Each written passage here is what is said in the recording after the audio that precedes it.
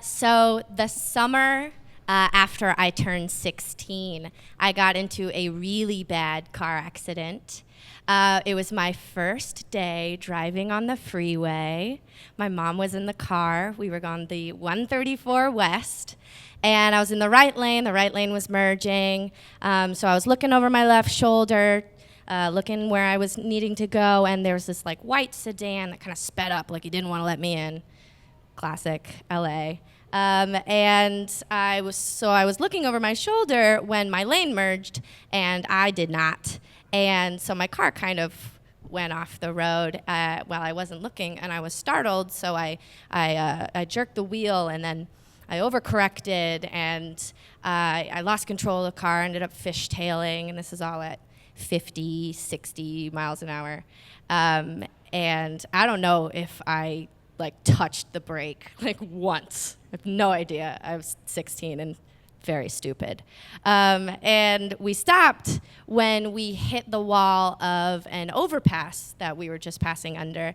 So we hit the wall and we slide along the wall, and then we T-bone into the beginning of a guardrail that was just starting along the freeway, right on my driver's side door. And there's smoke, and it's loud, and there's glass, and my mom is bleeding, and people are pulling over, and they're trying to get us out of the car, but my driver's side door was kind of folded on top of me, like it's giving me a little hug, a little squeeze. And so I had to kind of slide out over the console and go out the passenger side door, and I can't really walk, and then 2 ambulances show up, one for me, one for my mom, and they take one look at the car and one look at me, and they immediately are concerned that I have spinal trauma. So they put me in a seat collar, they strap me to that board, and they're gonna take me to LA County. Because LA County Hospital is world-renowned for its trauma unit, for its emergency ward. And later I hear that they try and take my mom to a different hospital because she's less injured than I am. So they want to take her somewhere else. And she's like, no. I'm going to the same hospital as my daughter, you dum-dums. Let's go.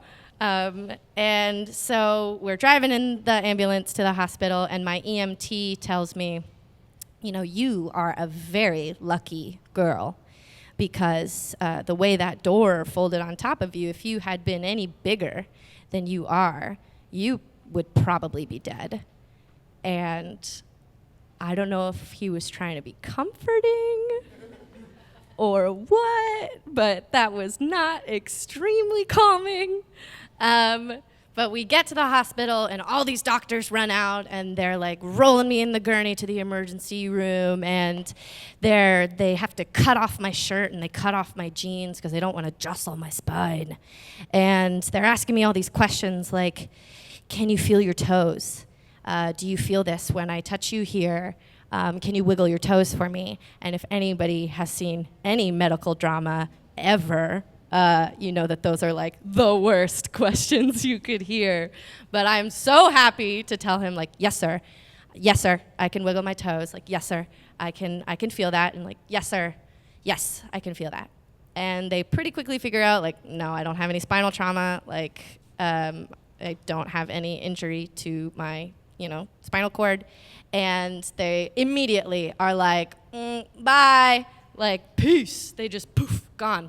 They have better things to do, except for this one doctor. He just lingers for half a second, and he looks at me and he says, you can cry now if you want to.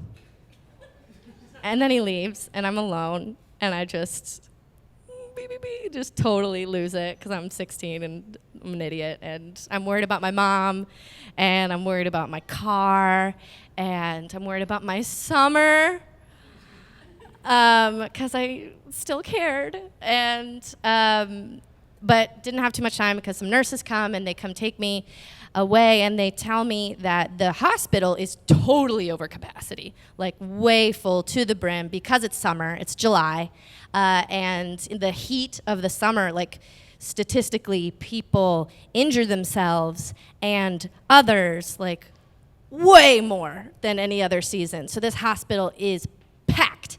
No rooms, no beds, anywhere. So they stick my gurney in a hallway in the emergency room, just that it's just lined with other gurneys. And it now becomes really clear why they wanted to take my mom to a different hospital, because LA County is where they take the prisoners, juvenile delinquents, homeless, and mentally ill. So the gurney to my right is a gentleman who doesn't speak any English, but is clearly just writhing in really violent pain, and the nurses who are really openly talking about how they think he's just faking it for drugs.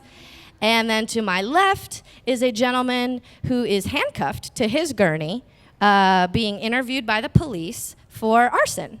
And my mom is across the emergency room next to the chain gang of orange jumpsuited prisoners who are all hobbled together, and the homeless man who decided to stand atop his gurney to better yell obscenities at the nurses and spit at them.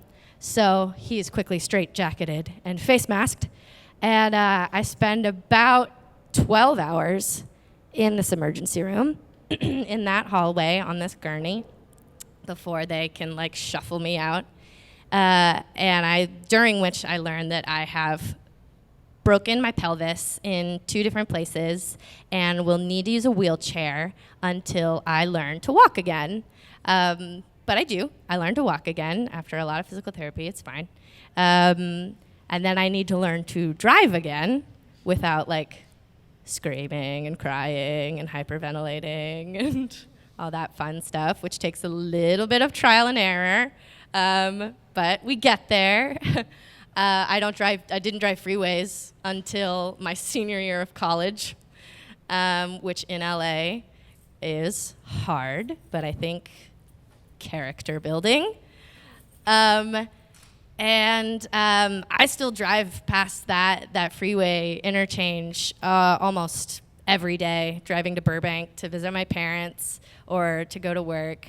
And now there's all of these yellow plastic buckets of sand guarding that guardrail, and there's chain link fence over where my car hit the wall, where there's this big scar on the wall. You can't see it anymore. So it's like it never even happened. And I mean, I'm fine. I'm still running around. Can't even tell. But yeah, I can't drive past that spot without thinking about it, without gripping my wheel a little tighter. And I really look forward to the day that I can drive to Burbank on the 134 and not even think about it. Thanks.